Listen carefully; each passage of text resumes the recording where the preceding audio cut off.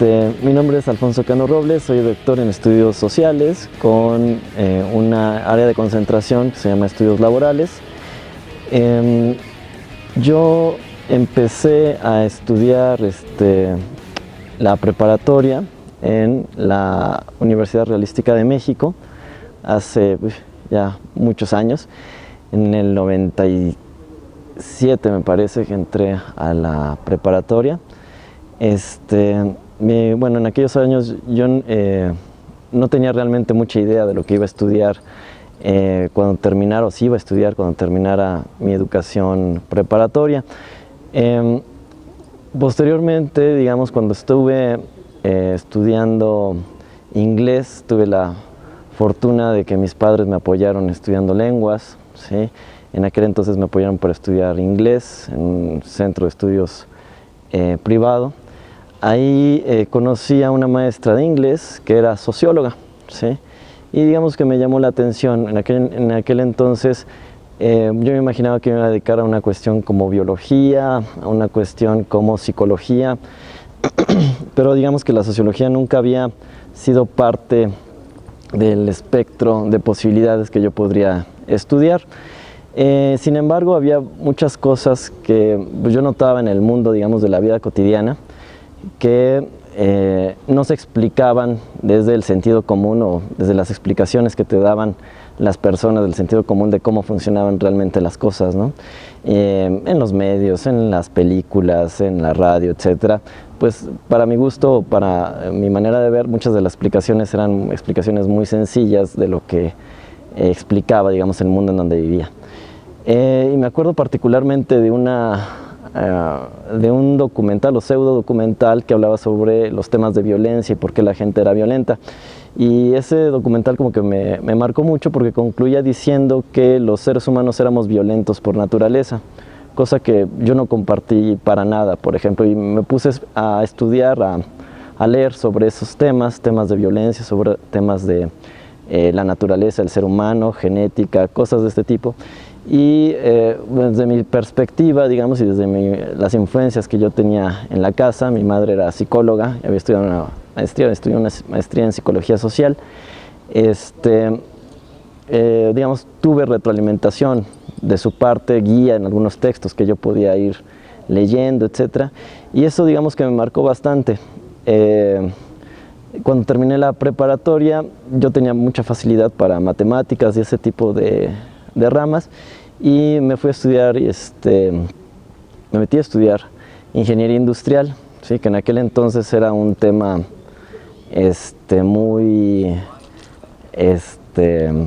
era una asignatura muy socorrida, ¿sí? Era muy peleada, necesitabas puntajes altísimos para poder entrar en la universidad pública, digamos. Necesitabas, para estar seguro necesitabas un puntaje de arriba de 850, ¿sí? Entonces también eso como que me dio, me picó un poco el gallo para tratar de entrar a ese tipo de licenciaturas en las que necesitabas puntajes altísimos para entrar. Obtuve los puntajes, digamos, de una manera relativamente holgada, no tuve problemas para entrar. El problema es que cuando empecé a revisar, por ejemplo, los textos, ¿sí? De ingeniería industrial, me daba cuenta que veían, digamos, mucho a las personas, digamos, como un recurso más, digamos, un recurso del que había que sacar la mayor utilidad posible, ¿sí? Un poco un aspecto muy similar al que tienen, por ejemplo, administradores, etc. Y digamos que ese tipo de aspecto me hizo preguntarme, bueno, ¿realmente quiero dedicarme a esto? ¿Sí? Entonces, en aquel entonces yo dejé de estudiar la universidad, deserté. ¿Cuál es el término, digamos, que se utiliza para describir a las personas que detienen sus estudios? Recibí apoyo de mis padres, ¿sí? Me dijeron, no hay problema, no estás perdiendo un año, al contrario, estás ganando un año, ¿sí? De estar incómodo, a disgusto, etc. Mejor piénsalo más tranquilo. Y bueno, en ese momento mi madre, que tenía los tests de aptitud académica y este tipo de cosas, me aplicó varias pruebas. Me acuerdo, bueno, de varios tests que tuve que llenar. Y digamos que me hizo un informe muy completo de la descripción de mis preferencias, y en aquel momento había varias cosas, entre ellas química, biología, sociología, etcétera, y digamos que en ese momento fue la primera vez que vi, digamos, que existía la posibilidad de estudiar sociología, digamos. Me inscribí y, digamos, continué por este camino. Nada más una cosa interesante, yo cuando terminé los estudios de doctorado, sí, o bueno, finalmente en mis estudios de doctorado, me di cuenta que terminé estudiando lo mismo que había empezado a estudiar en la universidad, que era cuestiones relacionadas con lo industrial. En Estados Unidos o en otros países extranjeros, las materias que yo estudié de sociología en el doctorado se llaman sociología de las relaciones industriales, ¿sí? Solamente que es un enfoque muy distinto, digamos, del mismo rincón de la vida social, ¿no? Bueno, para empezar, tengo que describir un poco la estructura del programa que estaba en aquel entonces de sociología en la universidad. Era un programa recientemente creado, nada más había una generación antes que la mía, en 2001, es decir, el programa había iniciado en el año 2000. Entonces todavía, digamos, había ciertas áreas que estaban un poco sueltas en cuanto a catedráticos que dieran esas asignaturas ya de forma permanente, digamos, porque eran invitados, porque venían de fuera, porque se tenían que contratar, etc. Entonces, cuando yo ingreso a sociología, bueno, empiezo viendo, digamos, toda la gama que tenía aquel programa, que tenía 4 terminales, que era sociología criminal, sociología de la educación, sociología de la salud y sociología laboral. Cuando a mí me toca escoger una de estas terminales, yo opté por sociología de la educación, que desde mi punto de vista era una de las más ricas, y que me abrió varias conexiones y varias cosas que eran de mi interés. Sin embargo, cuando yo elijo un tema de tesis, elegí estudiar el fenómeno de la piratería informática en aquel entonces, ¿sí? Y cosa interesante fue que acabó siendo una tesis que estaba más relacionado con el aspecto, o más bien estaba fundamentada en el aspecto de la sociología laboral, ¿sí? Entonces, digamos que yo cursé mis estudios, digamos, para terminar la currícula en sociología de la educación, pero mi tesis fundamentalmente es una sociología que se ubica dentro del área de sociología del trabajo, ¿sí? Entonces, ahora, ¿por qué estudié la cuestión de la piratería? Bueno, como mencioné hace unos instantes, muchas de las explicaciones que se daban acerca del fenómeno no eran satisfactorias desde mi punto de vista, ¿no? Decían que eso no explica, digamos, por qué sucede ese fenómeno. Y digamos que desde la sociología laboral encontré muchos elementos, gracias también a la guía de un profesor en particular, Rogelio Salcido, quien me mostró, digamos, vetas que me podían explicar ese fenómeno. Él acabó siendo mi director de tesis, y entonces, digamos, juntos fuimos construyendo el marco explicativo de este fenómeno que desde muchos aspectos se tildaba, bueno, obviamente del aspecto jurídico es ilegal, ¿no? Pero desde muchos otros aspectos te da una mejor explicación de por qué sucede el fenómeno, ¿no?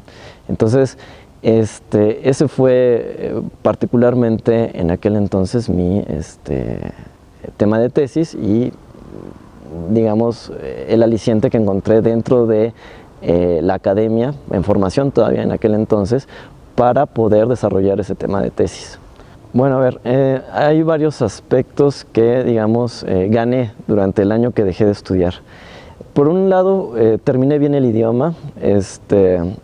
Cuando empezó la primavera del año siguiente en el que dejé de estudiar, hubo la posibilidad de ir con un amigo de la familia a vivir durante un mes en Ohio, en Estados Unidos, que es un estado particular porque tiene, creo que, la mejor tasa de migración mexicana o hispana en Estados Unidos. Es decir, ahí es imposible hablar español, ¿no? No es el caso de varios estados del sur, o incluso, por ejemplo, Miami, en donde en cualquier lado te atienden en español, te hablan en español, etc. Entonces, digamos que eso complementó, digamos, mi perspectiva, no nada más de cómo se vive en otro país, etcétera, sino también de forzarme a utilizar el lenguaje, etcétera. Y eso me ha abierto muchas puertas.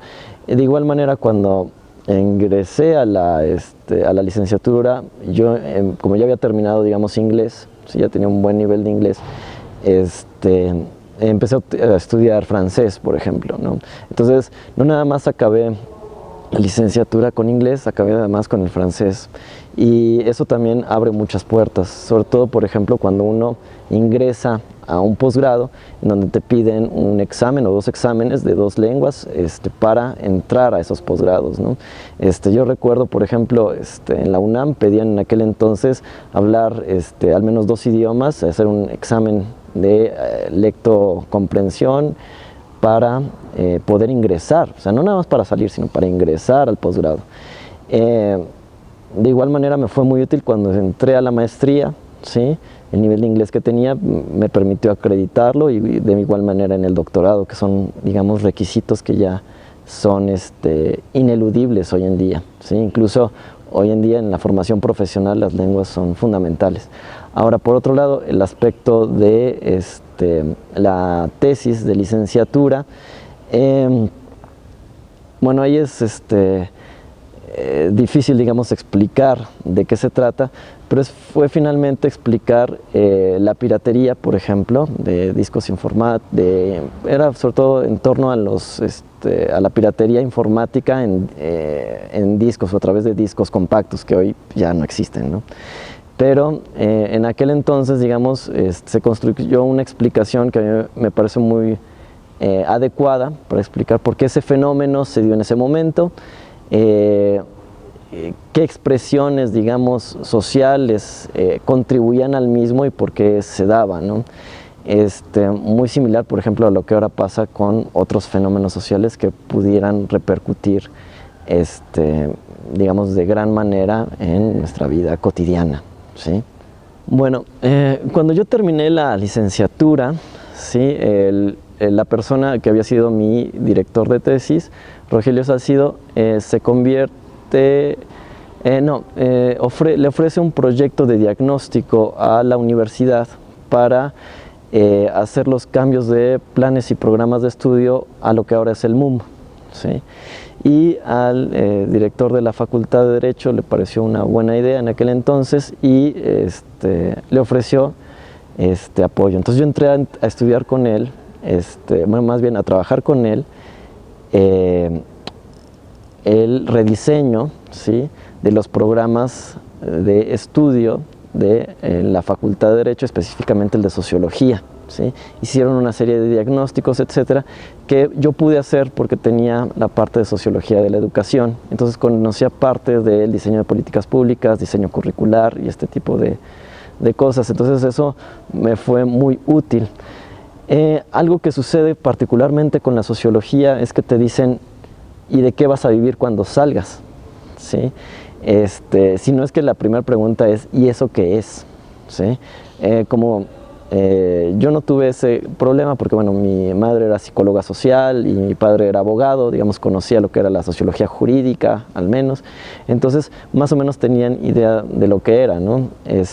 Particularmente mi madre. Pero, obviamente la pregunta persiste, bueno, ¿y de qué vas a vivir? Cuando yo termino, bueno, mi primer trabajo, digamos, fue ser apoyo, ¿sí? De este tipo de proyecto para la reconversión de los planes y programas de estudios al modelo del MUM. Y una cosa es que cuando yo salí de la licenciatura, yo empecé a buscar, digamos, un posgrado porque yo sabía que me quería dedicar a la investigación.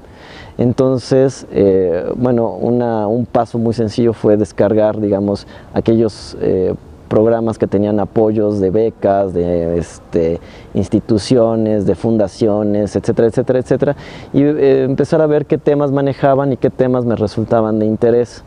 Entre ellos, bueno, yo encontré el de Flaxo, ¿sí? La Facultad Latinoamericana de Ciencias Sociales, que tenían una especialidad, una línea de investigación que tenía que ver con sociedad del conocimiento, innovación y redes.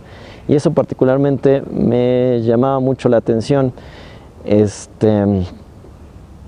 cuando yo entré a estudiar, bueno, participé en el proceso de admisión, que es un poco largo, ¿sí? Porque uno tiene que hacer exámenes de admisión desde diciembre para Flaxo, porque se hacen a nivel prácticamente latinoamericano para entrar a esta facultad, y específicamente en el programa mexicano. Cuando Flaxo convoca el examen de admisión y hay solicitantes en otros países de Latinoamérica, el examen que se les aplica en las embajadas mexicanas al mismo tiempo. Entonces digamos que sí requiere una logística importante, y eso lleva a que el proceso de admisión sea muy largo. Entonces yo estaba haciendo examen en diciembre, ¿sí? Para entrar en septiembre del siguiente año a estudiar. Entonces fue un periodo de espera, digamos, para entrar a estudiar ahí. Sin embargo, fue una experiencia muy grata, digamos, yo lo volvería a hacer. Tuve que desempolvar mi habilidad para la matemática, porque te vuelven, digamos, a enseñar álgebra, te enseñan matemáticas, te enseñan etcétera, etcétera, cosas que yo sabía, dominaba, pero pues que no había utilizado en un tiempo, entonces tuve que reaprender, etcétera, reejercitar. Por otro lado, la experiencia de estudiar en esta facultad, en el programa de la sede en México, porque bueno, hay sedes en varias partes de Latinoamérica.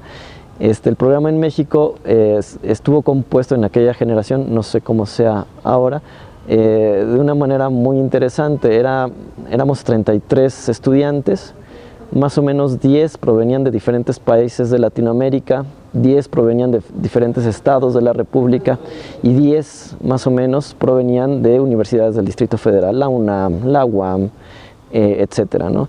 Entonces fue una experiencia muy enriquecedora en ese sentido, ¿no?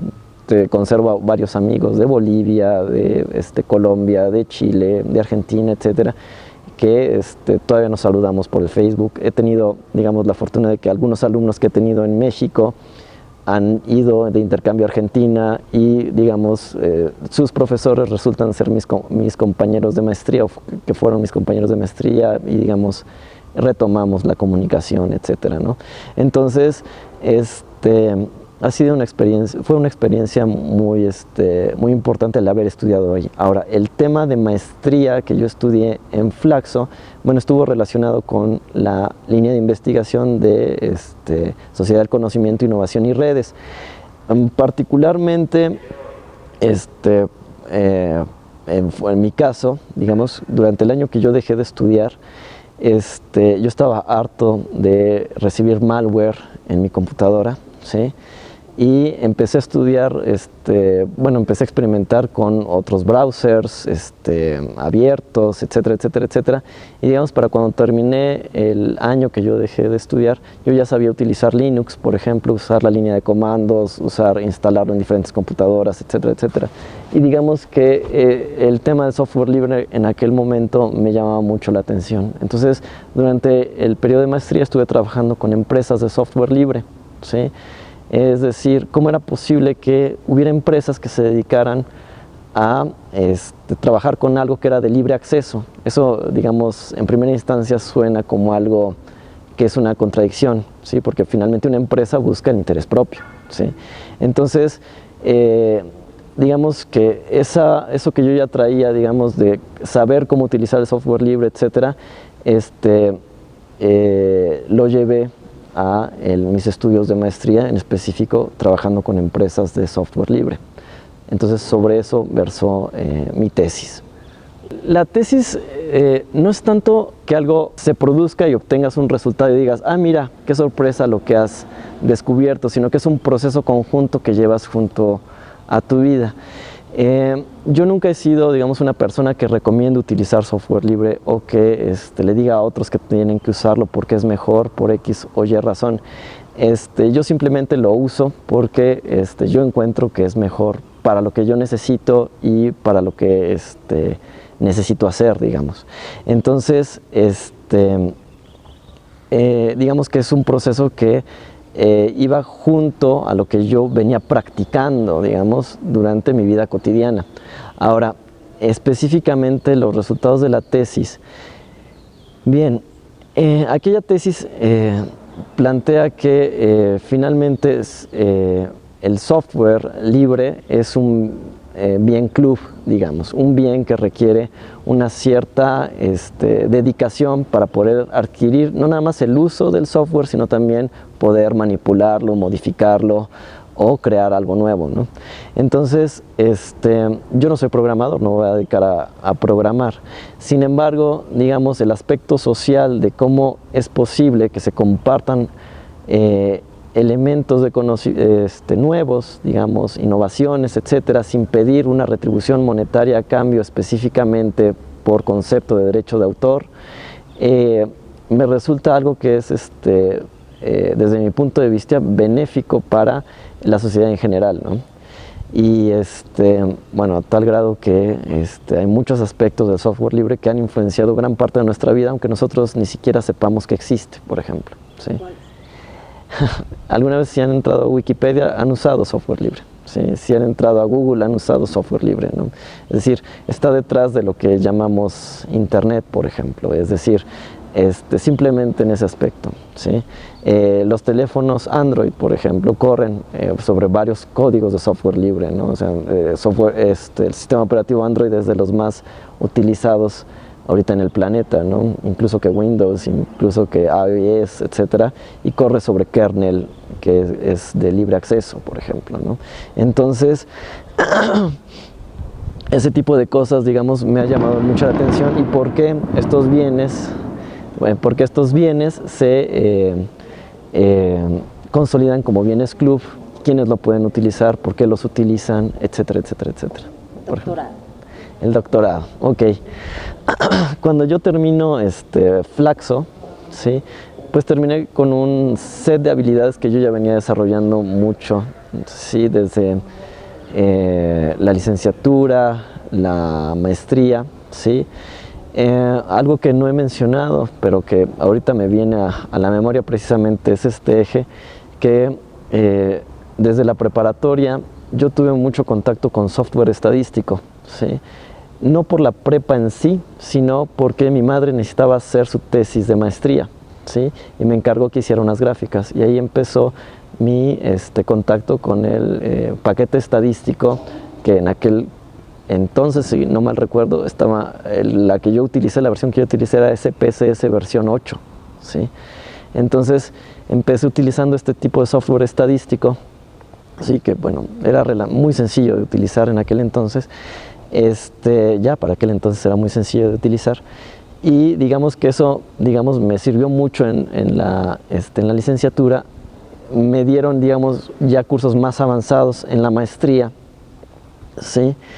Y digamos que ese es un paralelo que yo llevé junto a junto a mis estudios, digamos, el desarrollo de habilidades estadísticas, etcétera. Entonces, cuando yo entro al doctorado, sí, yo ya llevaba algunos años de experiencia en la universidad, porque me habían llamado cuando se enteraron que había terminado la maestría en Flaxo. Me llamaron de la UAP para impartir algunas horas clase, ¿sí? Algo que yo noté es que, bueno, finalmente, si me iba a dedicar a dar clases, etcétera, no me podía quedar solamente con la maestría. Necesitaba forzosamente que acceder a un doctorado para poder acceder a fondos para proyectos, para entrar al Sistema Nacional de Investigadores, etcétera, etcétera, ¿no? Entonces, después de un par de años, digamos, de dedicarme a la docencia, que era algo también una destreza que yo quería adquirir en aquel entonces, entonces aplico para el doctorado, y apliqué particularmente para el doctorado donde yo había desarrollado, digamos, gran parte de mis investigaciones, que eran en sociología laboral. Tuve la fortuna de que la investigadora que había sido mi tutora en Flaxo, digamos, me dio una carta de recomendación junto a mi asesora de tesis también de Flaxo, para entrar a la Universidad Autónoma Metropolitana en la unidad de Iztapalapa, y al doctorado de estudios laborales, bueno, en el área de concentración de estudios laborales específicamente, porque bueno, tiene tres el doctorado en estudios sociales: es estudios económicos, estudios políticos y estudios laborales, que fundamentalmente es dedicarse a sociología del trabajo, ¿sí?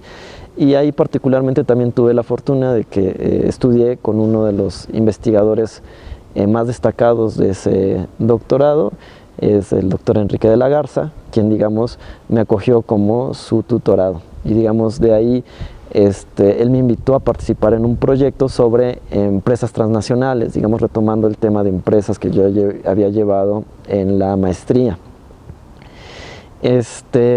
Bueno, una vez ahí, digamos, bueno, me dice, bueno, en este proyecto pues tenemos que hacer cuestiones muy específicas para poder cumplir con el proyecto que tenemos en CONACYT, etcétera.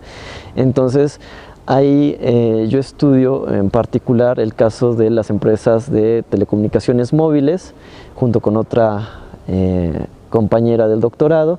Ella estudió el caso de Telcel, y yo estudié el caso de Telefónica Movistar, que resultó ser muy interesante gracias también a la influencia que tuve, bueno, de mis profesores, pero también de mis compañeros. Bueno, entonces yo para concluir mi tesis de doctorado, digamos que tuve bueno, el acompañamiento de mis profesores de doctorado, pero también el enriquecimiento de mis compañeros del mismo, ¿sí? Y de ahí compañeros antropólogos, por ejemplo, Julio Becerra, digamos, me dieron mucho insight, digamos, de por dónde ir sacando los resultados de mis investigaciones, ¿sí? Entonces fue un proceso muy interesante porque pudimos, digamos, innovar ciertas cosas que no se habían hecho en los estudios del trabajo de aquel entonces, como por ejemplo utilizar el territorio o cuestiones territoriales para explicar cuestiones que tienen que ver con la intensidad del proceso de trabajo cuando se ofrecen servicios, en este caso servicios de telecomunicaciones móviles. Nada más un dato, por ejemplo, Telcel o lo que hoy es AT&T se encuentran, digamos, muy enclasadas, digamos, es decir, se puede ubicar el tipo de cliente, digamos, por el tipo de clase social, pero también explicado por la región, por ejemplo, del Distrito Federal, que hace más uso de este tipo de telecomunicaciones. En cambio, por ejemplo, Telefónica Movistar se ubica más en un estrato relativamente bajo, ¿sí? Entonces, por ejemplo, en Iztapalapa, el número de usuarios de Telefónica Movistar es mucho más alto, ¿sí? Entonces, ese tipo de insights o de cosas que puedes utilizar para sacar conclusiones acerca del fenómeno que estás utilizando ha sido, digamos, innovador. Muchas gracias por haber prestado atención a esta pequeña plática que yo les he compartido. Es finalmente, digamos, cómo mi vida cotidiana, mi vida personal ha ido, digamos, evolucionando a lo largo de estos años en los que me he dedicado a los estudios sociales, a la sociología, ¿sí? Y cómo, digamos, me ha servido para ir tomando diferentes rumbos, diferentes caminos, diferentes decisiones. Al día de hoy me dedico a estar en el doctorado en sistemas y ambientes educativos, retomando mucha parte de la sociología de la educación que desarrollé en la licenciatura, que tuve en la licenciatura, pero aunado también a la parte de la sociología laboral, en la parte o desde el análisis de las políticas públicas. Estoy, digamos, concentrado en esa área de políticas públicas orientados a los sistemas y ambientes educativos. También doy clases en la licenciatura de sociología en la UAP, ¿sí? Ahí también he participado, he dirigido, o estoy dirigiendo más bien, algunas tesis en las que hemos tenido, digamos, desarrollos y digamos, afortunadamente he podido ir conociendo a mucha gente dentro de la estructura de la UAP, dedicándome también mucho a la parte estadística, por ejemplo, ¿sí? He trabajado en proyectos de trayectorias escolares aquí adentro de la UAP, en proyecto de evaluación a los docentes, trabajo de bases de datos, etcétera. Entonces digamos que también el campo laboral del sociólogo, ¿sí? Aunado a todas las decisiones que he llevado a lo largo de la vida, se ha ido abriendo, digamos, a digamos, las posibilidades que uno va generando conforme va desarrollando este tipo de habilidades. ¿Sale? Ok. Les agradezco mucho por haber prestado atención a esta plática. Espero que pronto ustedes también tengan la posibilidad de tomar sus propias decisiones y elegir aquella licenciatura, posgrado o posgrado que ustedes quieran elegir, y que sea fundamentalmente porque les gusta desarrollarlo. Y si les gusta, no tendrán, digamos, tanto problema para encontrar dónde desempeñarse posteriormente.